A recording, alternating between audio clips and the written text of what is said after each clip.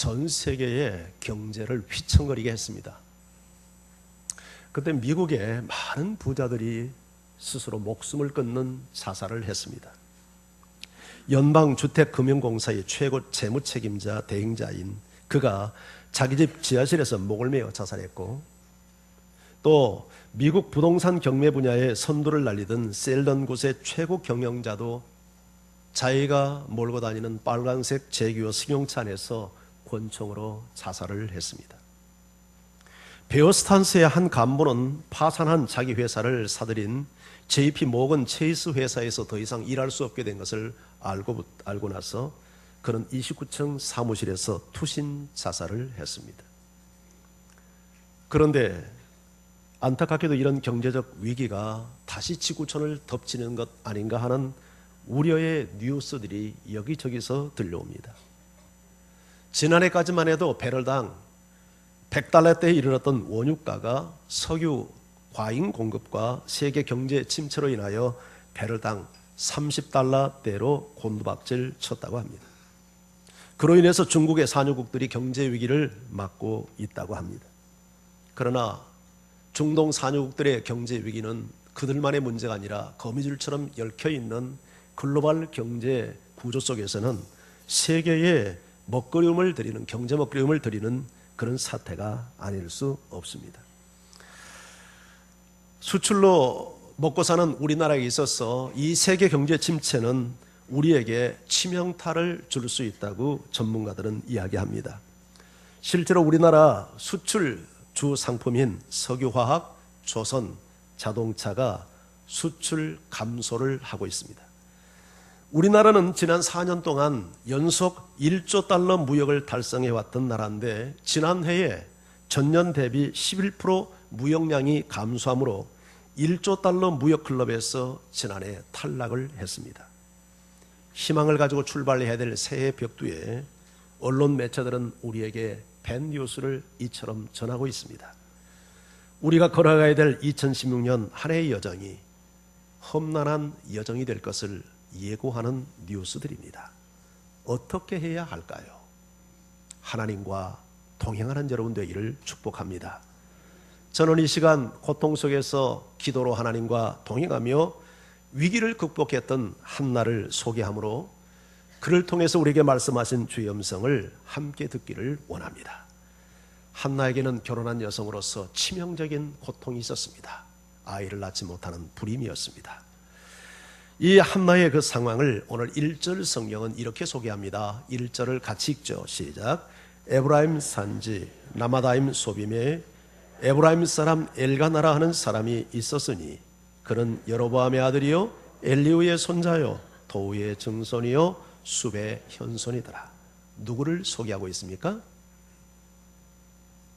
누가 핵심 인물입니까? 엘가나 맞습니까?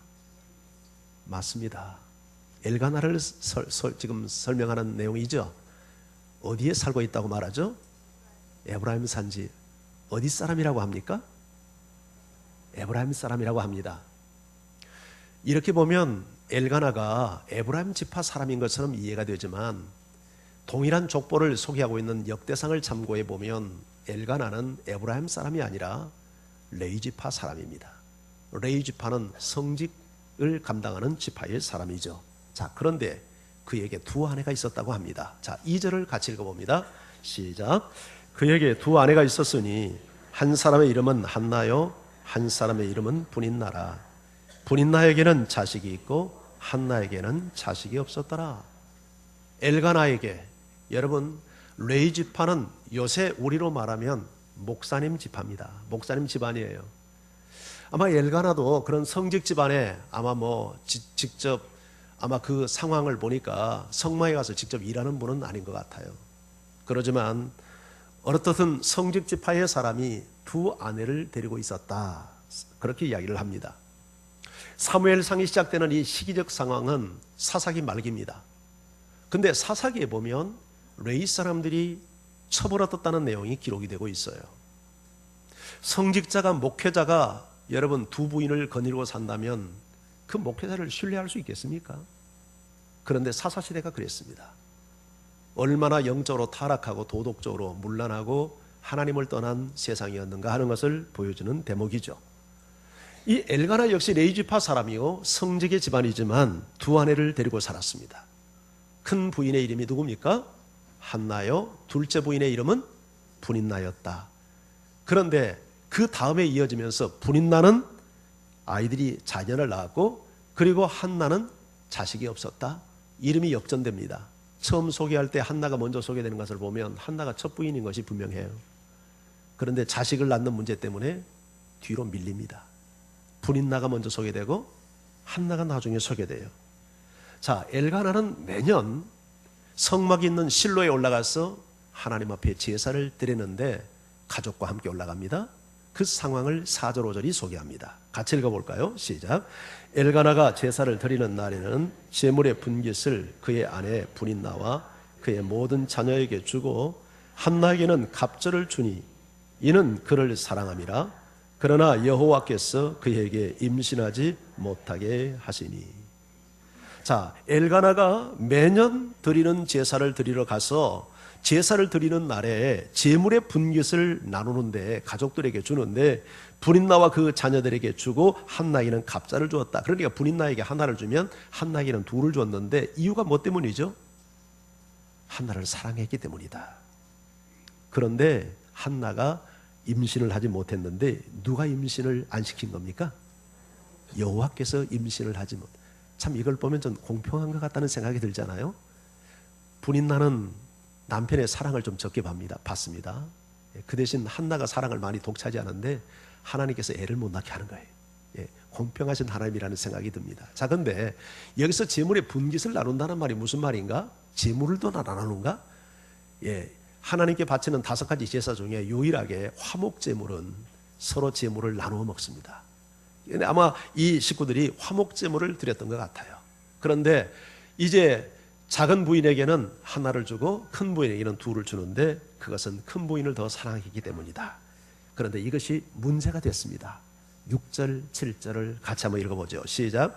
여호와께서 그에게 임신하지 못하게 하심으로 그의 적수인 분인나가 그를 심히 격분하게 하여 괴롭게 하더라. 매년 한나가 여호와의 집에 올라갈 때마다 남편이 그같이 하며 분인나가 그를 격분시키므로 그가 울고 먹지 아니하니. 한나에게는 약점이 있습니다. 아이를 낳지 못합니다. 근데 그래서 지금 적수인 분인나가 대접 분인나가 그를 심히 격분하게 하는데 근본 원인은 거기에 있지 않았습니다. 남편 때문이었습니다. 뭐라고 말하냐면 매년 한나가 여호와의 집에 갈 때마다 누가? 남편이 어떻게 했어요? 그같이 하매 분인나가 그를 격분시키므로. 남편이 그같이 했다는 말이 무슨 말이죠? 재물을 나누는데 분인나는 하나를 주고 한나는 둘을 주는 차별을 했단 말이죠. 차별을 해요. 편애를 하는 거예요. 열 받을까요? 안 받을까요? 받죠. 우리 자매들 입장에서 생각해 보세요. 비록 후처지만 와서 애도 못 낳는 집안에 와서 대를 이어줬잖아요. 자식들을 낳아줬잖아요. 그럼 대우받아야 될 거 아니에요. 다른 것을 몰라도 치사하게 재물 나누는 것, 먹는 것, 그것 정도는 공평하게 나누어 줄 수 있어야 되잖아요. 그런데 이 엘가나가 센스가 좀 부족했는지, 이 사람이 좀 뭔가 모자란 사람인지 아내들의 마음을 너무 모르는 것 같아요. 어떻게 이런 남자가 두 여자를 데리고 사는지 모르겠어요. 두 여자를 데리고 살려면 좀 센스가 있다든지 눈치가 좀 빨라서 서로 마음 상하지 않게, 표신하지 않게 애정 고백을 하든지 해야 될 거 아니에요. 그런데 보란 듯이 분인나는 하나를 주고 한나는 둘을 주니까 세상에 어떤 여자가 그 꼴을 보고 견딜 수 있겠어요. 속이 뒤집어지고 열을 받고.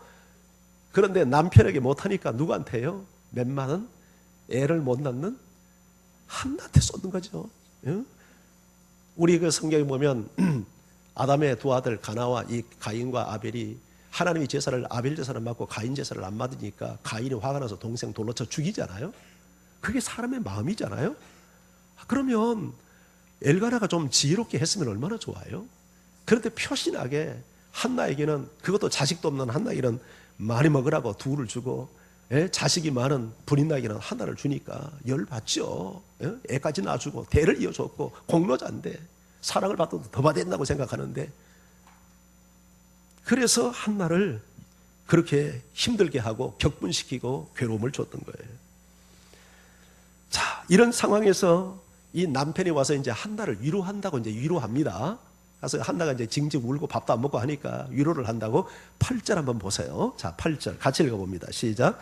그의 남편 엘가나가 그에게 이르되 한나여 어찌하여 울며 어찌하여 먹지 아니하며 어찌하여 그대의 마음이 슬프냐. 내가 그대에게 10 아들보다 낫지 아니하냐 하니라. 순진하긴 쪼다. 아니 왜 그래? 아니 왜 울어? 아니 왜 안 먹는 거야? 아니 뭐가 부족해서 그래? 아니 내가 10 아들보다 그대를 더 귀하게 여기지 않는가? 아니 여보 왜 그래 도대체? 지금 한나가 고통받는 이유 안다는 거예요? 모른다는 거예요? 이 쪼다가 모른다는 거예요. 두 부인 사이에서 겪고 있는 이 갈등과 이 가슴 아픈 사연을 모르는 거예요.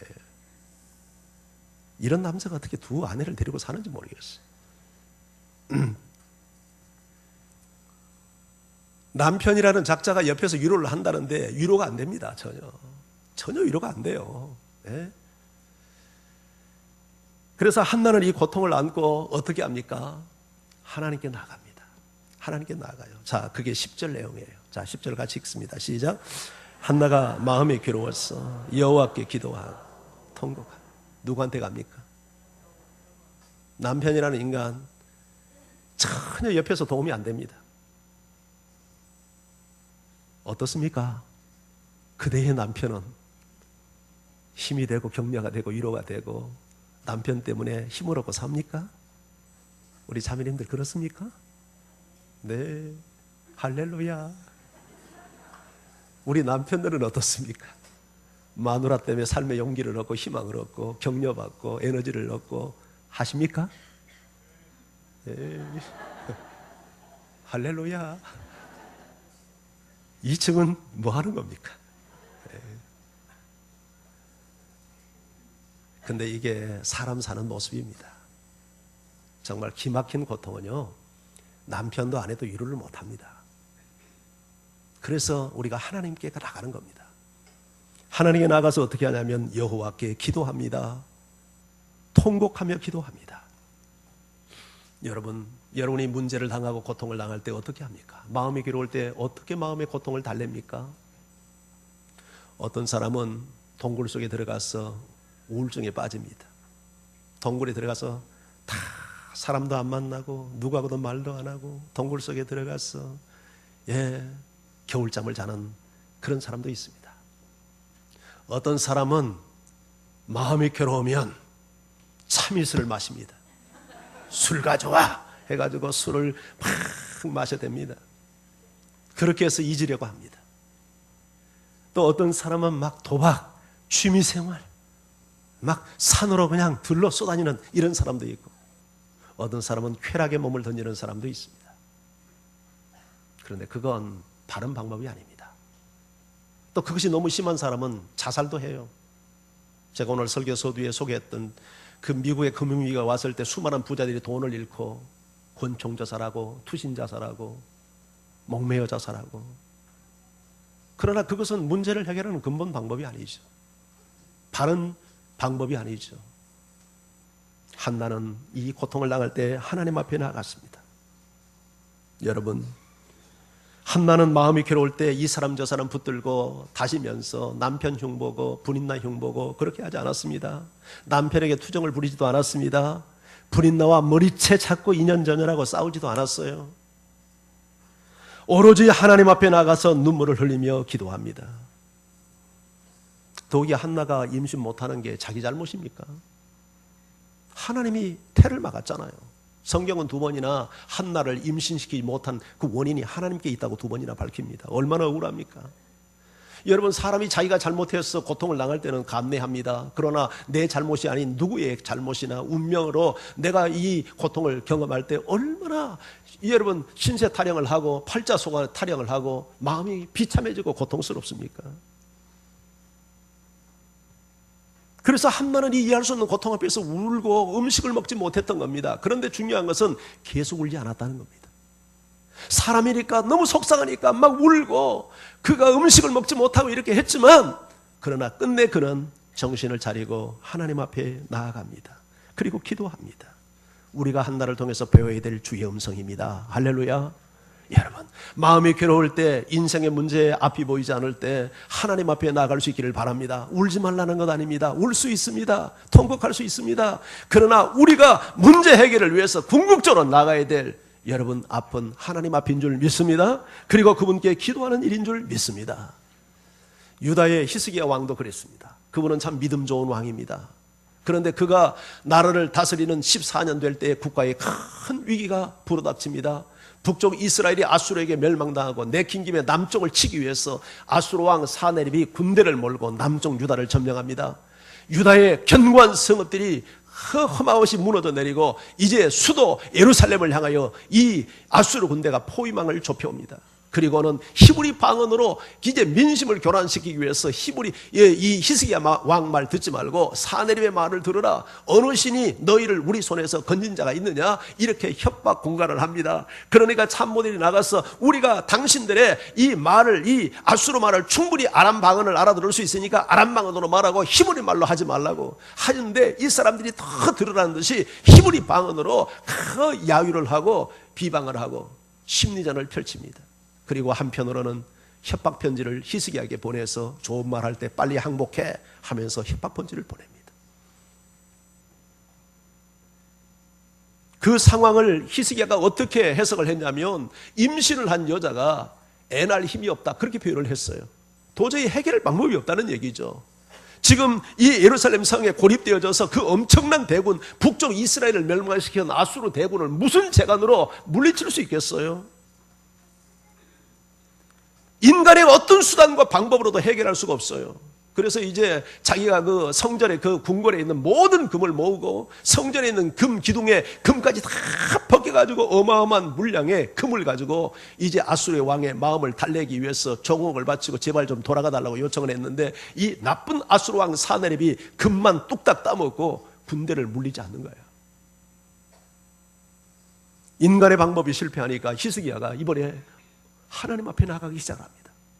왕복을 벗어 제끼고 굵은 베옷을 입고 문무백관들에게도 굵은 베옷을 입히고, 그리고 사람을 히스기야 선지자 이사야에게 보내서 우리를 위해서 중보기도 해달라고 부탁하고, 그리고 하나님 앞에 기도하는데, 그가 하나님 앞에 성전에 올라갈 때 아수르 왕 사네립이 보낸 편지를 손에 들고 나가서 부들부들 떨면서 편지를 앞에 펴놓고 편지를 읽으면서 하나님 앞에 기도합니다. 그 내용을 열왕기하 19장 14절 15절이 이렇게 소개하고 있습니다. 같이 읽습니다. 시작.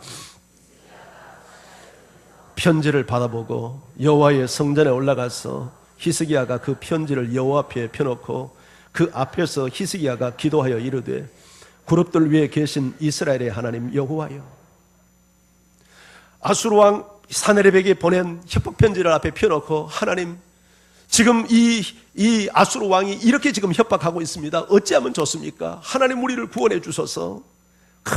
하나님 앞에 베옷을 입고 자신의 잘못을 회개하면서 부르짖어 기도합니다. 그 한편에서는 이사야 선지자도 하나님 앞에 부르짖어 기도합니다. 그렇게 기도하는 대목을 역대하 기자가 이렇게 기록을 해놨습니다. 역대하 32장 20절 말씀 같이 읽죠. 시작. 히스기야 왕이 아모스의 아들 선지자 이사야와 더불어 하늘을 향하여 부르짖어 기도하였더니, 여러분, 왕과 선지자가 하나님을 향하여서 하늘을 향하여 부르짖어 기도합니다. 여러분은 문제와 고통이 있을 때, 슬픔이 있을 때, 절망이 찾아올 때 어떻게 반응합니까? 동굴 속에 들어갑니까? 술로 고통을 잊으려 합니까? 아니면 쾌락의 몸을 던집니까? 어떤 방법을 선택합니까? 오늘 한나가 그랬던 것처럼, 히스기야가 그랬던 것처럼, 우리가 문제 앞에 있을 때, 슬픔에 있을 때, 충격을 나갈 때 하나님 앞에 나갈 수 있는 여러분 되기를 주의 이름으로 축원합니다. 성경은 약속합니다. 환난 날에 나를 부르라. 내가 너를 건지리니 내가 너를 영화롭게 하리라. 시편 50편 15절을 통해서 우리에게 주신 약속입니다. 시편 46편 1절에서는 하나님은 우리의 피난처시요 힘이시오니 환난 중에 만날 큰 도움이시라. 할렐루야. 고통이 찾아오고 앞이 보이지 않을 때, 눈이 캄캄할 때, 어찌할 수 없을 때, 임신했지만 해산할 힘이 없을 때 하나님 앞에 나가서 부르짖어 기도하는 저와 여러분이 될 수 있기를 주의 이름으로 축원합니다. 자, 히스기야와 온 백성이 기도할 때 과연 어떤 일이 그래서 일어났을까요? 과연 이 기도는 효력이 있었을까요? 성경은 이렇게 기도의 결과를 소개합니다. 열왕기하 19장 35절입니다. 같이 읽습니다. 시작. 이 밤에 여호와의 사자가 나와서 천수로 진영에서 군사 18만 5천 명을 친지라. 아침에 일찍이 일어나 보니 다 송장이 되었더라. 이 밤은 무슨 밤입니까? 히스기야가 성전에 올라가 기도하는 밤, 이사야 선지자가 부르짖어 하늘을 향하여 부르짖어 기도하던 밤, 문무백관과 백성들이 베옷을 입고 기도하는 그 밤, 여호와의 사자 하나님의 천사들이 나와서 아수르 진영에서 군사 18만 5천 명을 친지라. 누가 칩니까? 천사들이 칩니다. 언제요? 기도할 때. 그래서 이스라엘 백성들이 아침에 일어나서 보니까 그들을 위협하는 아수르 군대 18만 5천 명이 무엇으로 변해 있습니까? 송장이 뭡니까? 죽은 시체들. 누가 했습니까? 하나님이 했습니다. 언제 했습니까? 기도할 때. 이것이 기도의 힘인 줄 믿습니다. 기도만 한다고 됩니까? 잘난 사람들이 그렇게 이야기합니다. 여러분, 인간이 일하면 인간이 일할 뿐입니다. 그러나 우리가 기도하면 하나님이 일하십니다. 기도를 5만 번이나 응답받았다는 D.L. 무디, 여러분 저 누굽니까? 저 영국의 누구예요? 예, 누구? 조지 물러. 예. 우리가 일하면 우리가 일할 뿐이지만 우리가 기도하면 하나님이 일하신다. 기도 응답을 5만 번이나 받았던 조지 물러가 했던 말이에요. 여러분, 내가 기도할 때 하나님이 일하신다는 것을 믿으시기 바랍니다. 여러분, 그 18만 5천 명이나 되는 어마어마한 대군을 여러분 감당할 방법이 없는 거예요. 그래서 하나님께 기도했어요. 부르짖었어요. 그랬더니 여호와의 사자가 나와서 그들을 친 거예요. 이런 일이 여러분의 삶 속에서도 일어나기를 주의 이름으로 축원합니다. 그래서 힘써도 안 되고 울어도 안 되고 참아도 안 될 때 우리는 하나님 앞에 나가서 기도해야 하는 것입니다.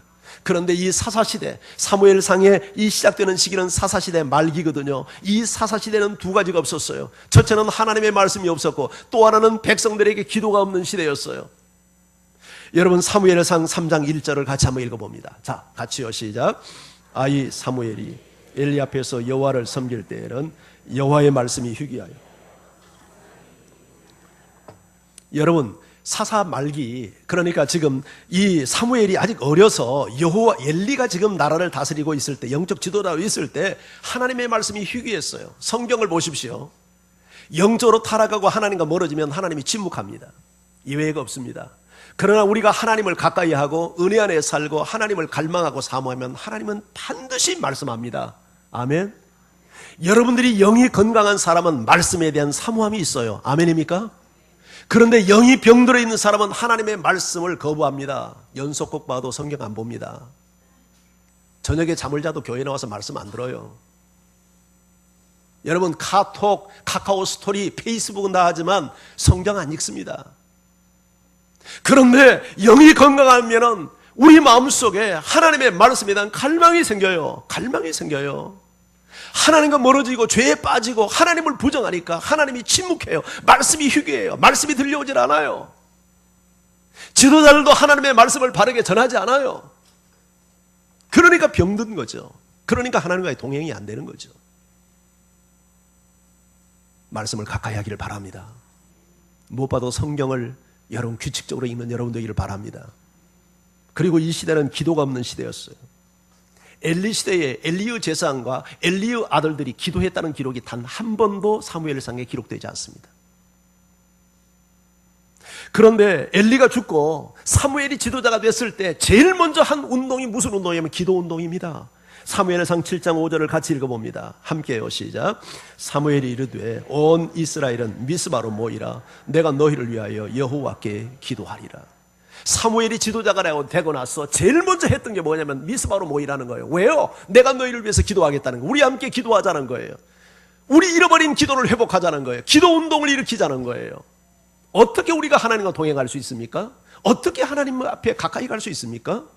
그것이 말씀을 붙드는 일이요 기도하는 일 아니겠어요? 그런데 하나님을 가까이 하는 그 시대, 이 사사시대 말기가 사무엘상의 시대는 말씀을 잃어버리고 기도를 잃어버린 시대였어요.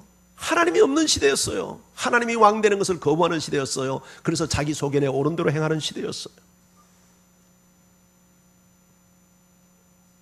말씀을 덮어버리고 기도하지 않으면 하나님과 멀어지는 겁니다. 동행할 수가 없는 겁니다. 그래서 사사시대가 위기가 온 겁니다. 그런데 이들이 모여서 기도하기 위해서 미스바에 모였는데 위기가 생겼습니다.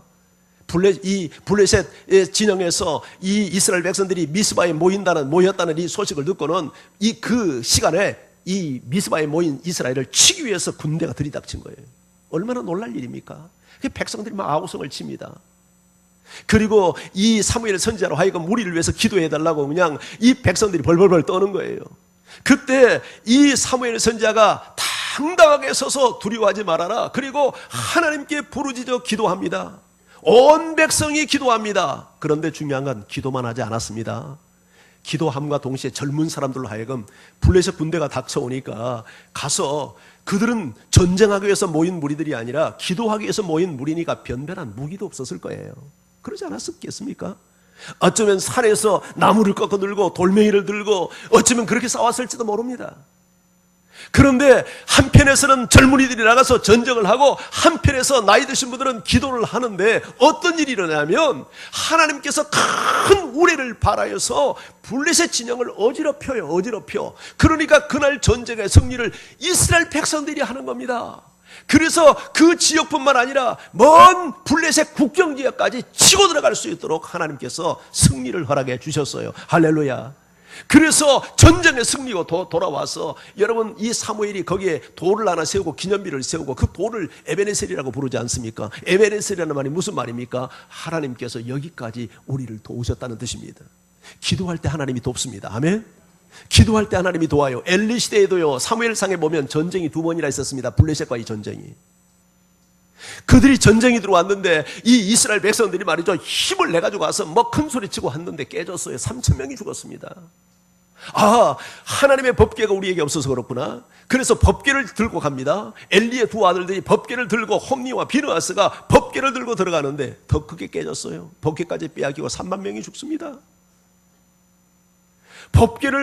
여러분 법궤는 하나님의 임재의 상징이에요. 그런데 이 사람들의 신앙이 어느 상황이냐면 법궤를 부적처럼 사용하는 거예요. 하나님과의 관계를 회복하려고 하지 않고 부적처럼 사용해서 마치 여러분들이 성경책 만지기 자동차에 넣고 다니면 와서 무슨 사고 나지 않는 것처럼 생각하고 성경책 옆구리에 끼고 다니면 우환이 달라붙지 않는 것처럼 이렇게 끼고 다니는 것처럼 생각하는데 그런 건 미신이죠. 미신.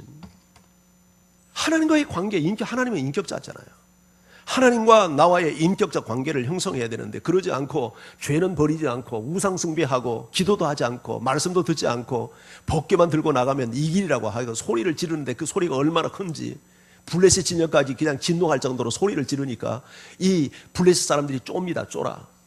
그런데 그 사람들이 쫌과 동시에 저 사람들이 아마 이런 일이 없는데 저렇게 소리 지르는 거 보니까 여호와의 신이 그쪽에 임한 것 같다. 우리가 더 힘을 내서 싸우자 해가지고 여호와의 신을 이겨버리는 거예요. 하나님이 져주는 겁니다. 져주는 거예요. 그리고 복귀까지 빼앗겼잖아요. 그런데 사무엘 시대에는 단 한 번도 전쟁에 패한 적이 없어요. 하나님과의 관계를 바로 하고 우상을 버리고 기도하니까 하나님이 승리를 주는데 하나님을 떠나서 자기들의 인간의 힘만 믿고 의지하고 사니까 백전백패하는 거예요. 여러분 하나님과의 관계를 바로 하는 여러분 되기를 바랍니다. 환경이 나쁘다고 죽지 않습니다. 설사 여러분들이 직장을 잃었다고 망하지 않습니다. 하나님이 함께하면 삽니다. 모든 소유의 주인은 하나님이십니다. 생명의 주인도 하나님입니다.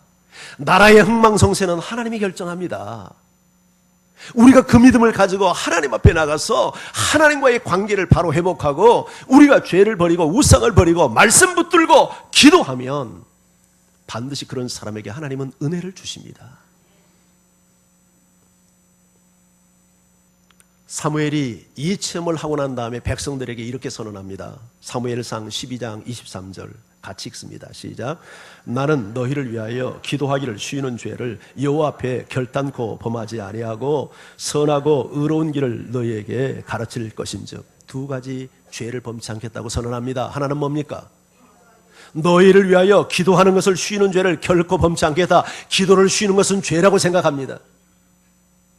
여러분, 기도하지 않는 것을 죄라고 인정합니까? 목사가 기도하지 않는 것은 죄입니다. 교역자들이 기도하지 않는 것은 죄입니다. 교회 평신도 리더들이 기도하지 않는 것은 죄입니다. 말씀을 바르게 가르치지 않는 건 죄입니다. 저는 우리 교회 장로님들에게 감사한 게 있어요. 우리 장로님들은 다 새벽 기도합니다. 물론 새벽 기도만이 기도라고 볼 수는 없습니다. 그러나 일단 기도를 하는지 안 하는지 새벽에 나와서 엎드려 기도하는 장로님들을 보면서 제가 위로를 얻습니다. 힘을 얻습니다. 저는 이런 우리 장로님들이 기도하는 이 아름다운 전통이 주님 오신 그날까지 계속되기를 저는 축복합니다. 이 교회 장로님이 되실 분들은 새벽 기도하지 않으면 장로 못 되는구나 각오하십시오. 그건 좋은 전통입니다. 좋은 신앙의 고백입니다. 장로님만 기도해야 되겠습니까? 저는 우리 교회 신실하신 우리 안수 집사님들이 새벽을 깨우며 기도하는 집사님들 되기를 주의 이름으로 축복합니다. 우리 교회 영적 어머니로 세우신 권사님들이 기도하는 권사님들 되기를 주의 이름으로 축원합니다. 가정에서 가장이 기도해야 됩니다. 남편이 기도하고 남자들이 기도해야 돼요. 셀리더가 기도해야 돼요. 지도자의 책임은 기도하는 것입니다. 부모는 자녀를 위해서 기도하는 부모가 돼야 돼요. 아멘입니까? 자녀 좋은 대학 공부를 시키고 여러분 그렇게만 애쓰지 말고 자녀를 위해서 기도하는 부모가 돼야 돼요. 아침마다 그룹을 꾸려 여러분 저 자녀를 위해서 기도하십시오.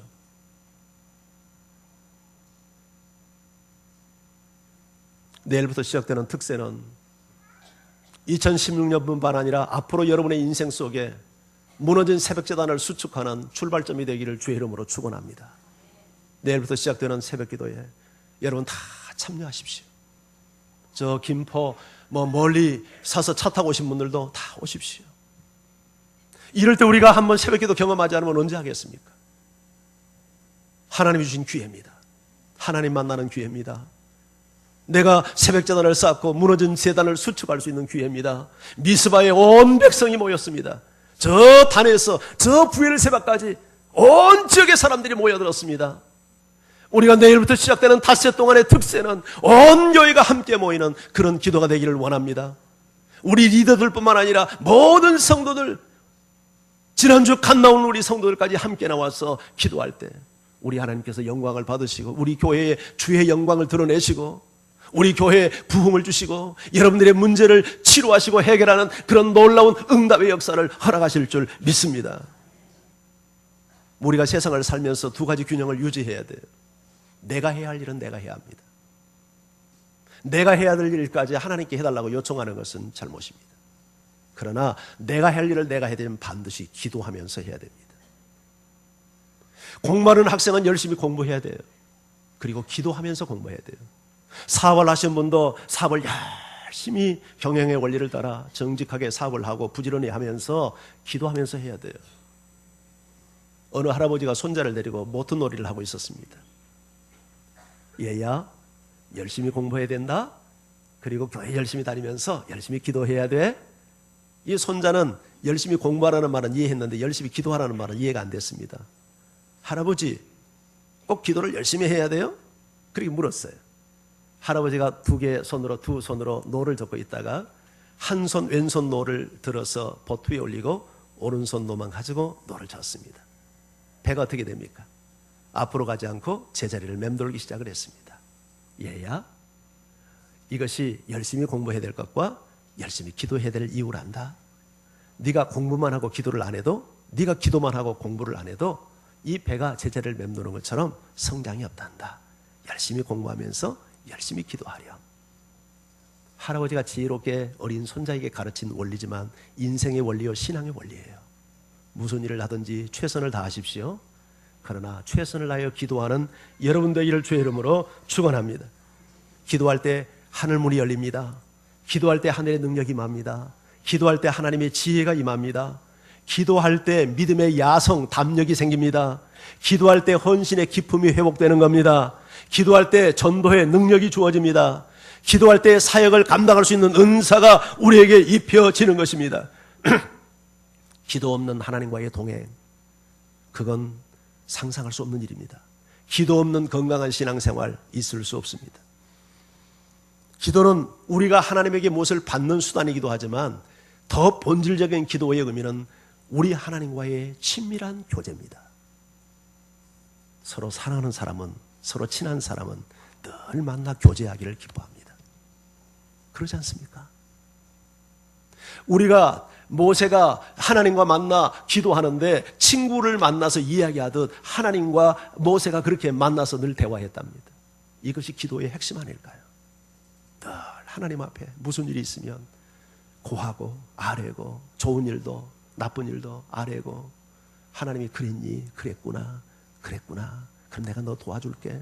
이렇게 사는 것이 신앙생활 아닙니까? 다윗이 이런 고백을 합니다. 시편 63편 1절에서 같이 우리 읽습니다. 시작.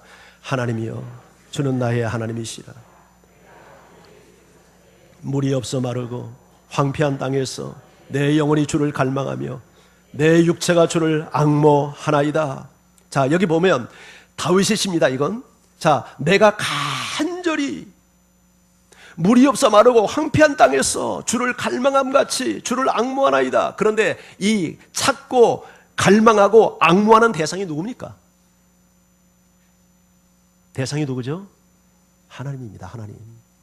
하나님이 주신 무엇을, 내 인간의 문제를 그렇게 구하는 게 아니라 하나님이여, 주는 나의 하나님입니다. 내가 간절히 주를 찾습니다. 물이 없어 마르고 황폐한 땅에서 물을 찾듯이 내 영혼이 주를 갈망합니다. 내 육체가 주를 앙모합니다. 다윗이 사모했던 대상은 하나님이었어요. 하나님, 여호와 자체. 그것이 우리의 기도의 제목이요, 우리의 영성이 되기를 바랍니다. 그런데 물이 없어서 마르고 황폐한 땅에서 내 영혼이 주를 갈망함같이 주를 갈망하고 찾았다는 거예요. 한나가 이렇게 기도한 거 아니에요. 한나가. 자, 한나의 기도 현장으로 가보십시다. 오늘 본문 1장 12절에서 13절을 같이 읽습니다. 시작.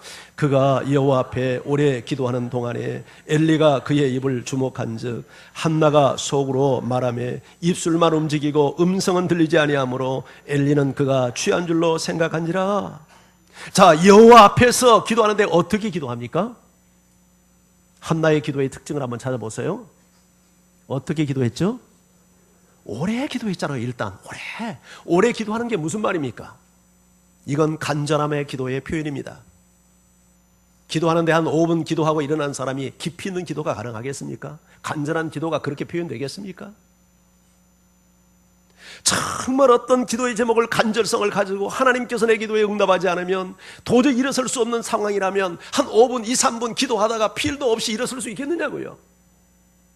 하나님께서 내 기도에 응답할 때까지, 이 문제를 해결했다는 내적인 사인이 올 때까지 엎드려서 하나님께 조르고 구하고 찾고 두드리는 기도를 반복하지 않겠습니까? 한나가 지금 아이를 낳기 위해서, 이 소원을 위해서 기도하는데 여러분 오랫동안 기도합니다.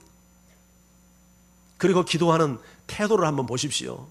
엘리가 보니까 어떻게 기도하냐면 입술은 뻥긋뻥긋 하는 것 같은데 소리가 잘 안 들려. 귀가 먹어서 안 들리는지 모르겠지만 소리가 안 들려. 그러니까 엘리가 어떻게 오해를 했냐면 저 여자가 대낮부터 지금 술이 취해서 저렇게 횡설수설 하는구나 하고 등짝을 탁 때리면서 술 끊으라고 이렇게 야단을 칠 정도로. 그러니까 이 상황을 한번 보세요. 술 취한 사람들이 어떻습니까? 약간 이성을 잃고, 여러분 눈을 개슴츠레하게 뜨고, 여러분 몸을 흔들흔들하고, 여러분 그렇게 술 취한 사람들이 하지 않습니까? 한나가 깊은 기도 속에 들어가 있는 겁니다. 깊은 기도 속에. 주변을 의식하고 옷매무새 차리고 이렇게 기도한 게 아니라 주변을 전혀 의식하지 않고 깊은 하나님의 그 지성 속에 들어가서 나와 세상은 간 곳이 없고 주님만 만나서 이야기하는 상태. 그래서 한나가 이렇게 대답합니다. 15절입니다. 같이 읽어봅니다. 15절 시작. 대답하여 이르되 내 주여 그렇지 아니하니이다. 나는 마음이 슬픈 여자라 포도주나 독주를 마신 것이 아니요 여호와 앞에서 내 심정을 통한 것뿐입니다.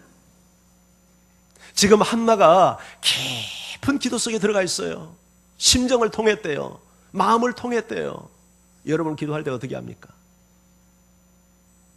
그것이 개인 기도이든 공중 기도이든 언제나 우리가 마음을 통하는 기도를 할 수 있기를 바랍니다. 기도의 본질은 하나님과 마음이 연결되는 기도가 해야 되잖아요. 영어 성경은 이 부분을 이렇게 번역을 했습니다.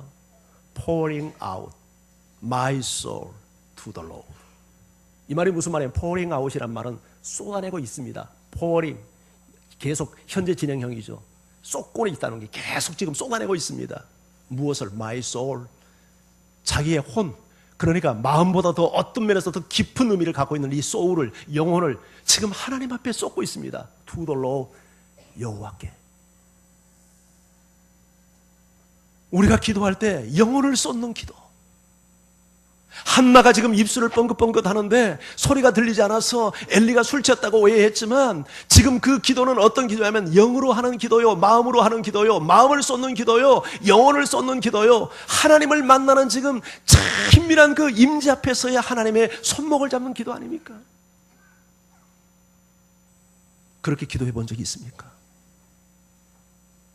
그런 기도가 당신의 기도가 되기를 주의 이름으로 축원합니다.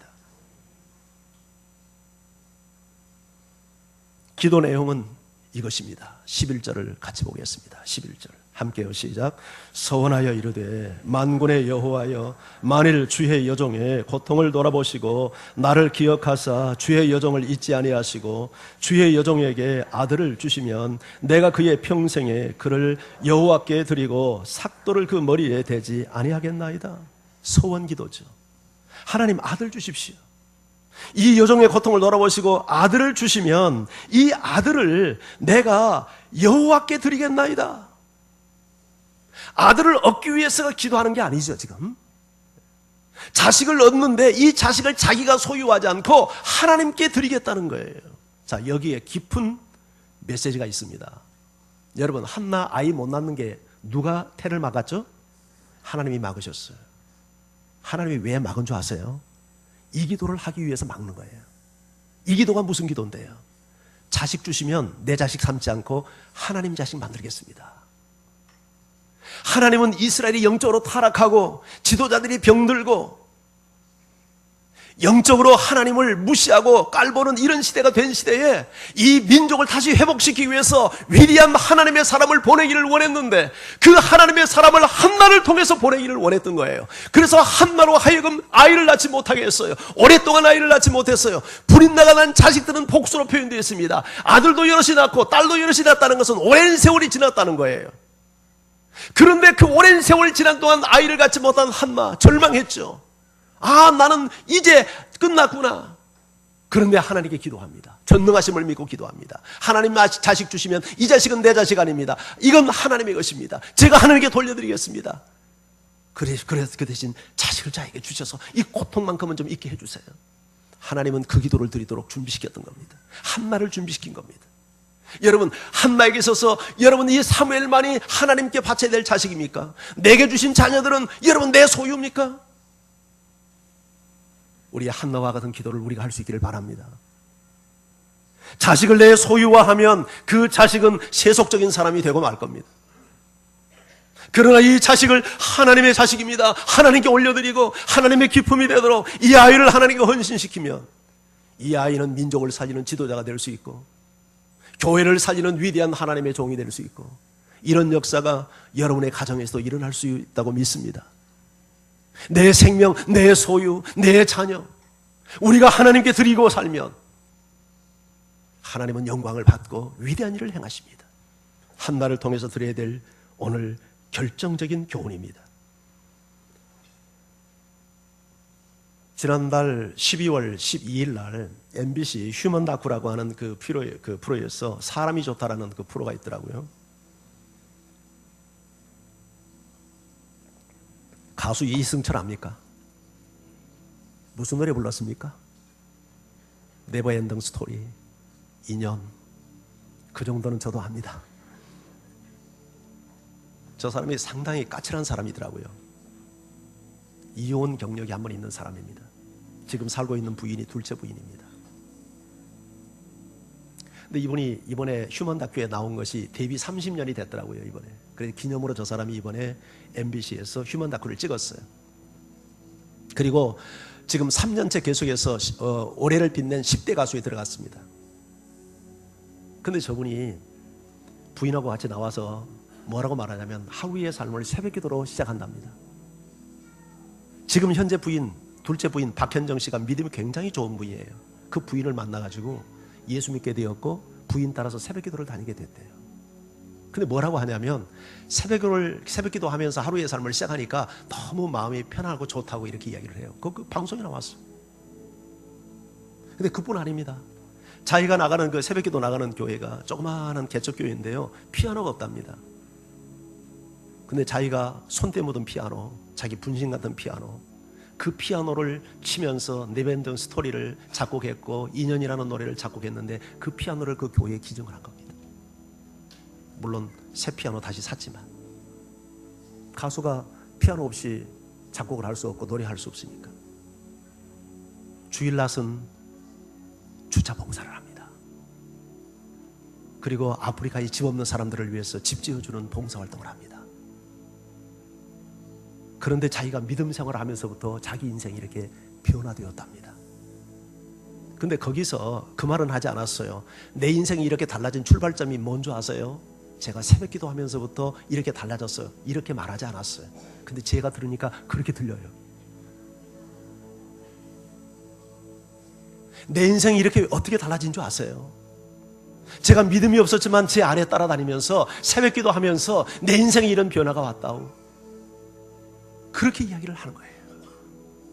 내일부터 시작되는 우리 새벽기도 신년 특세, 한 해에 우리 영적 어떤 흐름을 판가름할 수 있는 좋은 기도입니다.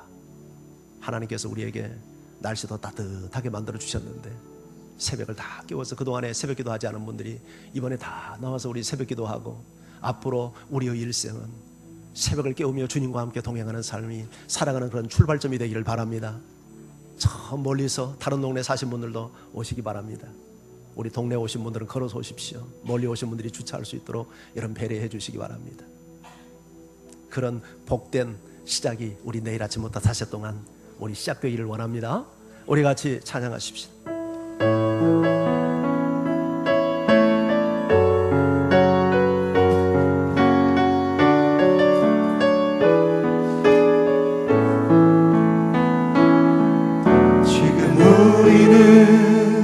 마음을 합하여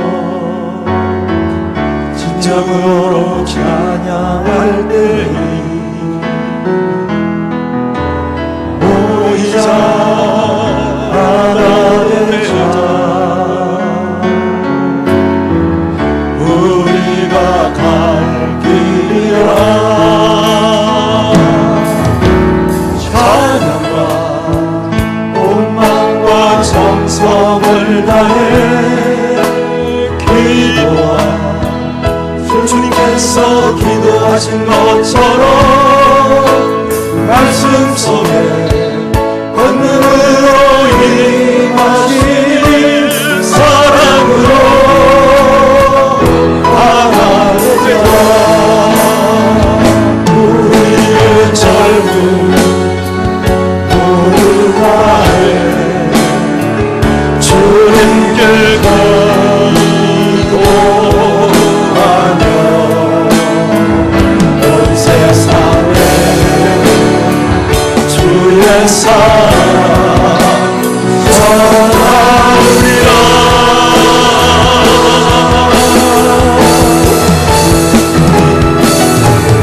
일어나 새벽을 배우리라. 지금 너희가 가야 될 때는 일어나 새벽을 배우리라.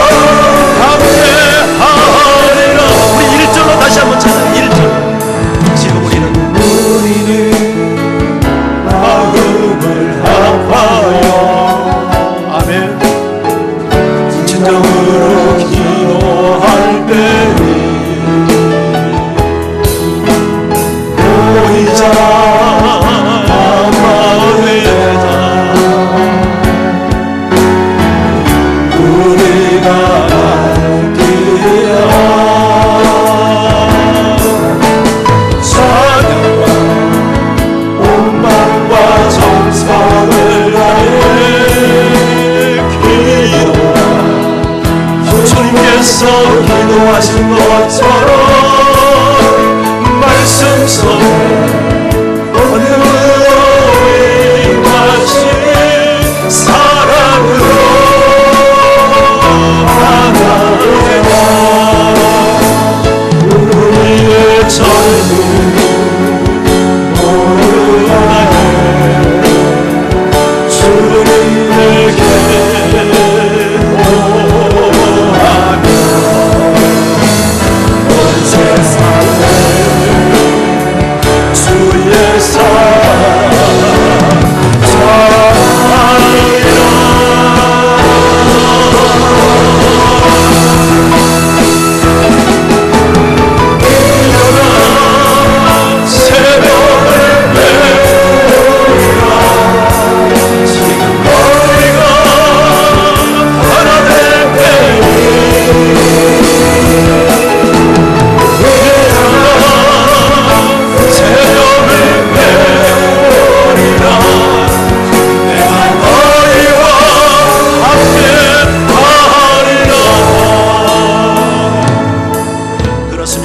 우리가 새벽을 깨울 때 주님이 나와 함께 하실 줄 믿습니다. 오늘 이 시간 우리 주신 말씀을 붙들으십시다. 한나는 고통 속에 있었습니다. 문제 속에 있었습니다.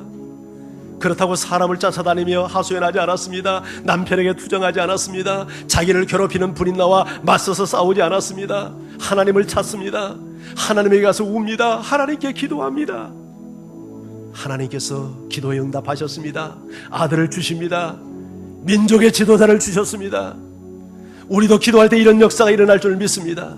히스기야가 풍전등화의 위기에 있을 때 그는 기도합니다. 인간의 방법을 썼지만 통하지 않았습니다. 하나님께 기도할 때 하나님께 기도했더니 하나님이 일하셨습니다. 18만 5천 명의 아수르 군대가 성장이 되는 역사가 일어났습니다. 이것이 기도할 때 일어난 일인 줄 믿습니다. 믿음의 사람은 기도를 믿습니다. 기도의 능력을 믿습니다.